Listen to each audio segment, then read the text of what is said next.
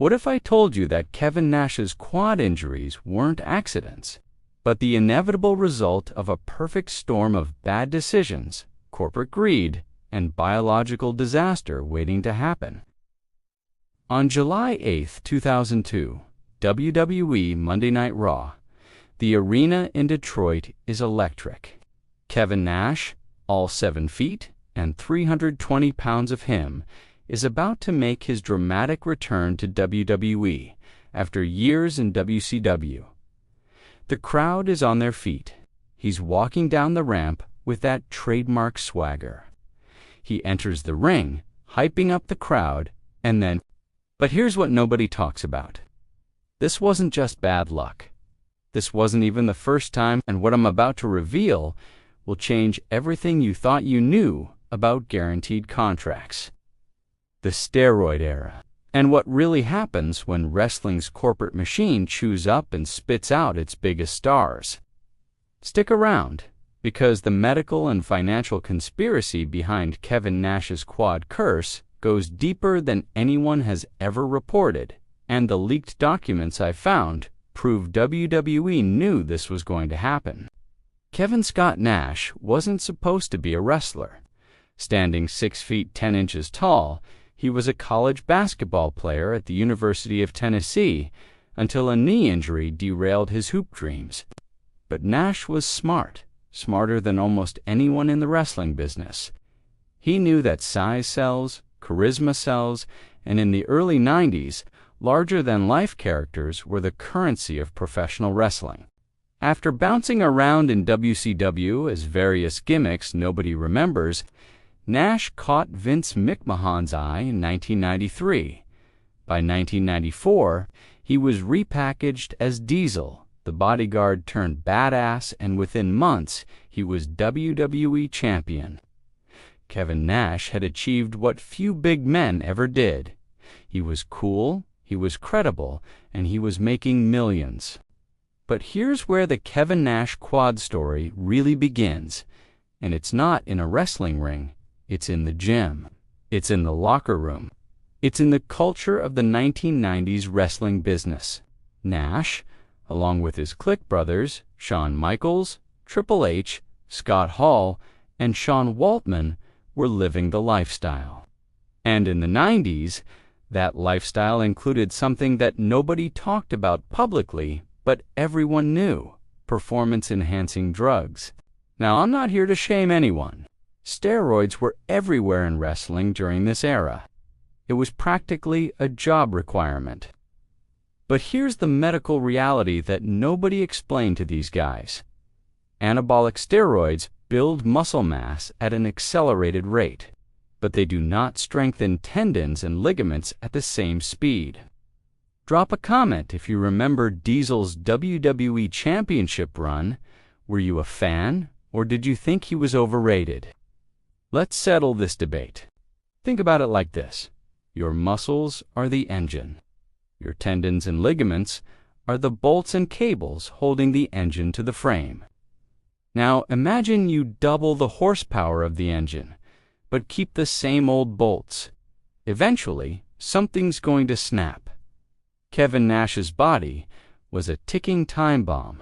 At 6 feet 10 inches and over 300 pounds, his quadriceps muscles, the massive muscles in the front of your thighs, were already under insane stress every single day. Every step, every bump, every time he lifted his leg to kick. In 1996, Nash and Hall jumped ship to WCW and formed the New World Order, the most successful angle in wrestling history. The NWO changed the business forever. And Nash, he was on top of the world. He became WCW World Heavyweight Champion. He was booking storylines. He had a guaranteed contract worth millions no matter what. But those guaranteed contracts in WCW, they came with a dark side that nobody talks about. When you're guaranteed to get paid, whether you wrestle or not, the incentive to properly rehab injuries goes away. The incentive to take time off to heal goes away. The incentive to listen to doctors instead of accountants goes away. and Kevin Nash's quadriceps muscles were already screaming for mercy.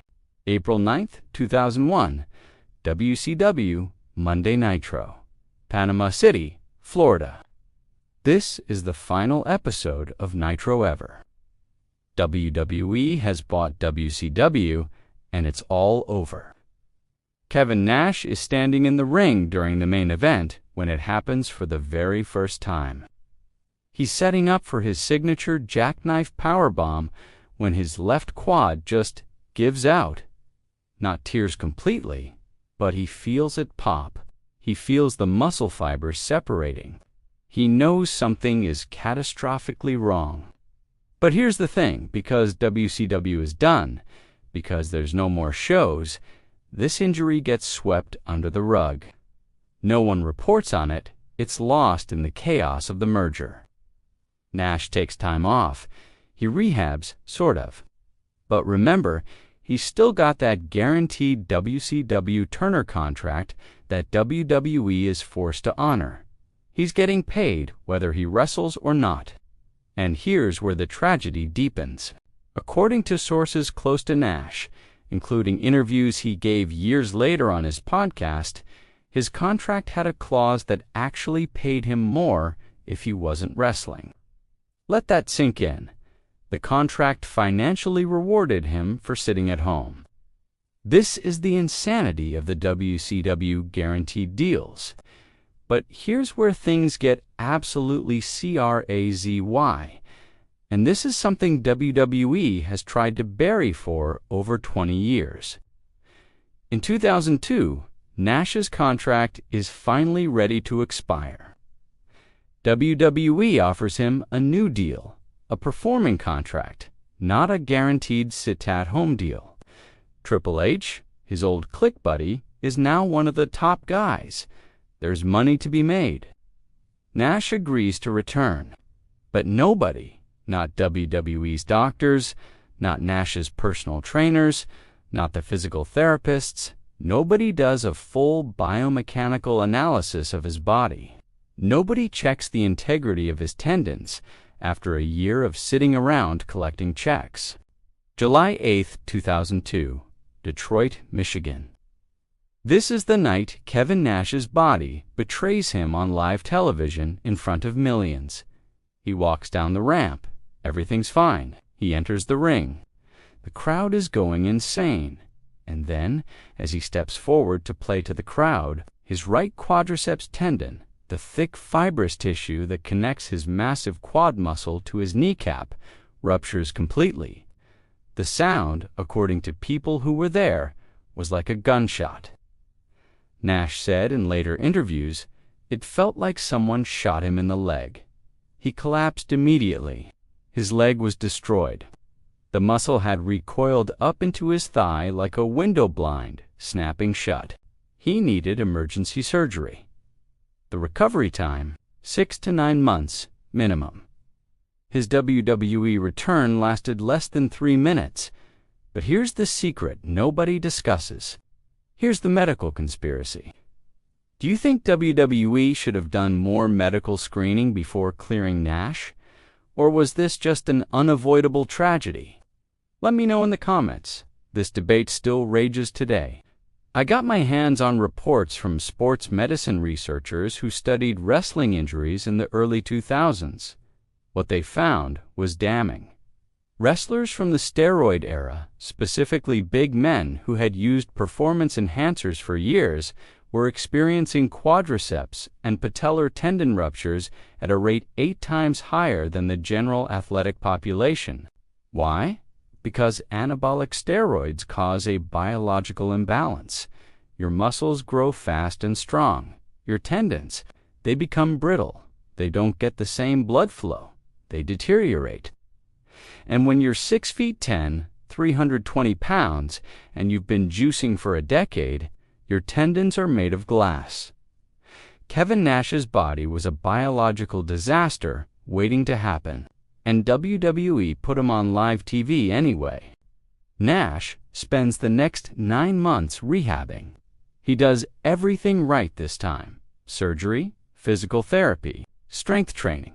he's determined to come back. And in 2003, he returns to WWE again.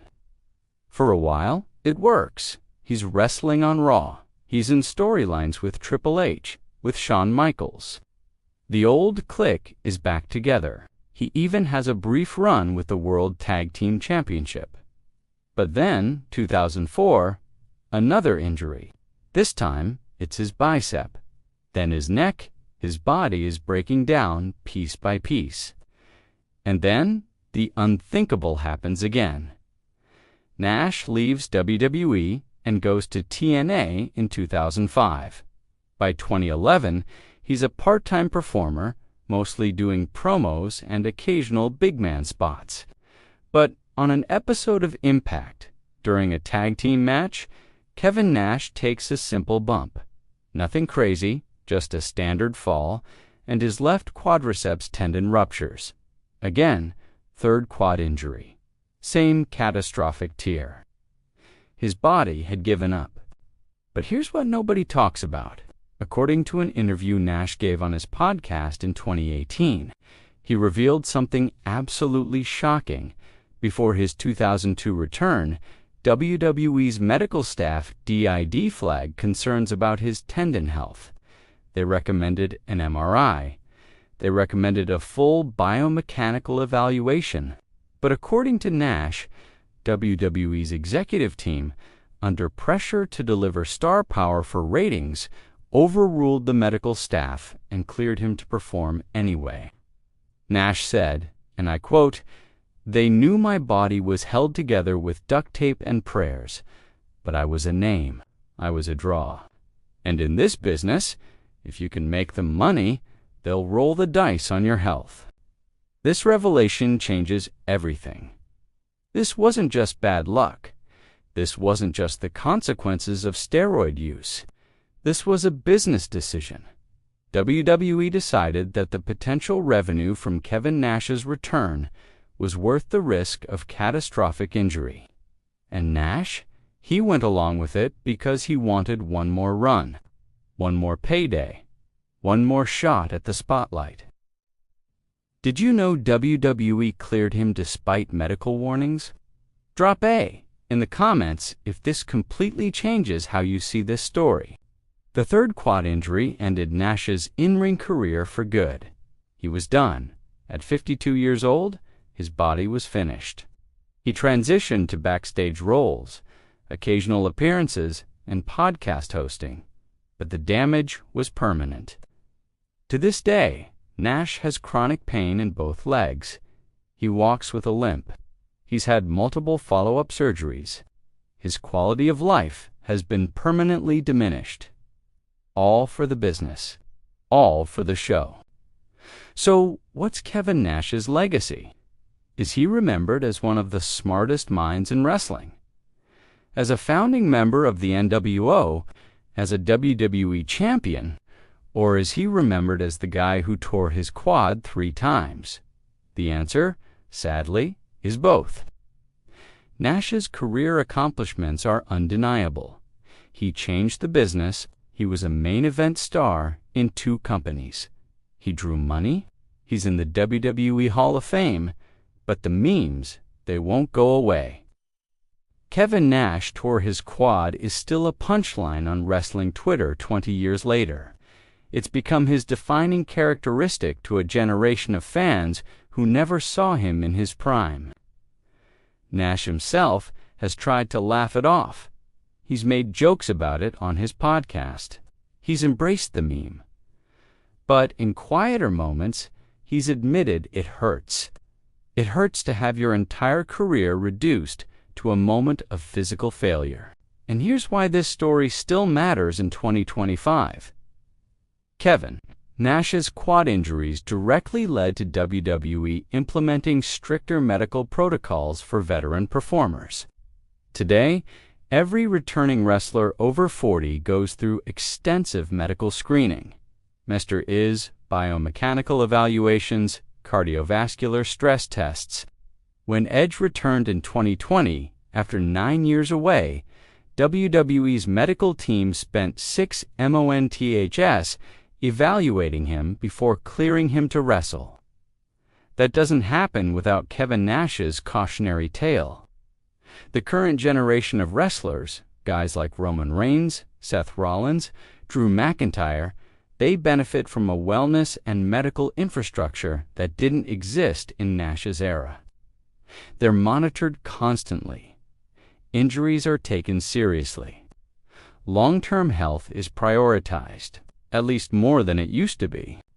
Nash's body was sacrificed on the altar of short-term profits and entertainment. But his legacy is also that he helped change the system. He became the example of what not to do. In 2015, Nash was inducted into the WWE Hall of Fame by Shawn Michaels. In his speech, Nash said something that still resonates.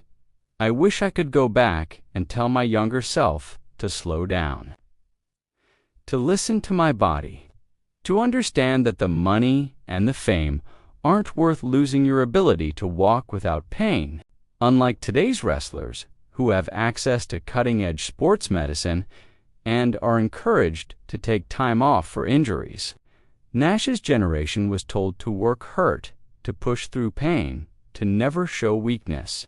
That mentality destroyed bodies. It destroyed lives. Kevin Nash survived. He's still here. He's still sharp, still funny, still engaging on his podcast. But he paid a price that no amount of money can repay.